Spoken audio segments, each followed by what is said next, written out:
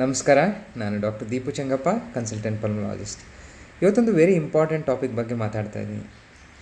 ತುಂಬ ಟ್ರಬಲ್ಸಮ್ ಅನಿಸುತ್ತೆ, but very simple ಆಗಿರುವಂಥದ್ದು.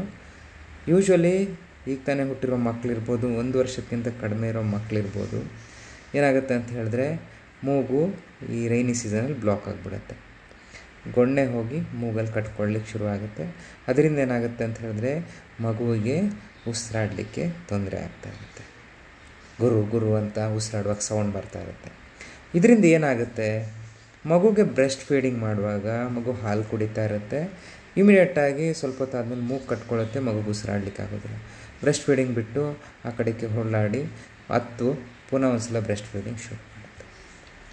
ಎರಡನೇದು, ನೈಟ್ ಮಲಗಿದಾಗ ಡಿಸ್ಟರ್ಬ್ಡ್ ಸ್ಲೀಪ್, ಕರೆಕ್ಟಾಗಿ ಮಗು ನಿದ್ದೆನೇ ಮಾಡೋದಿಲ್ಲ. ಮಲಗುತ್ತೆ, ಒಂದು 5 ನಿಮಿಷ ಆದಮೇಲೆ ಅಂತ ಕೈ ಕಾಲೆಲ್ಲ ಅಲ್ಲಾಡಿಸ್ಕೊಂಡು ಎದ್ಬಿಟ್ಟು ಅಳ್ಲಿಕ್ಕೆ ಶುರು ಮಾಡುತ್ತೆ. ಸಮಾಧಾನ ಮಾಡಿದ್ಮೇಲೆ ಮತ್ತೊಂದು ಸಲ ಮಾಡ್ಕೊಳ್ತಾರೆ. ಈ ರೀತಿ ಆದಾಗ ಏನು ಮಾಡೋದು, ಸಲೈನ್ ಡ್ರಾಪ್ಸ್ ಬರುತ್ತೆ, ಮಲಗಲಿಕ್ಕೆ ಮುಂಚೆ ಕ್ಲೀನಾಗಿ ಮೂಗು ಹಾಕಿ ಮಸಾಜ್ ಮಾಡಿಬಿಟ್ಟು ಸಕ್ಷನ್ ಮಾಡಿ ಅದನ್ನ ತೆಗೆದುಬಿಡಬೇಕು. ಹೀಗೆ ಮಾಡೋದ್ರಿಂದ ಮೂಗು ಬ್ಲಾಕ್ ಆಗೋದಿಲ್ಲ, ಮತ್ತು ನಿಮಗಿರೋ ಟೆನ್ಷನ್ ಕೂಡ ದೂರ ಆಗುತ್ತೆ. ನ್ಯೂ ಬಾರ್ನ್ ಪೇರೆಂಟ್ಸ್ ಯಾರಿದ್ದಾರೆ ಅವ್ರ ಜೊತೆ ಈ ವಿಡಿಯೋನ ಹಂಚ್ಕೊಳ್ಳೋದನ್ನ ಮರಿಬೇಡಿ. Thank you very much.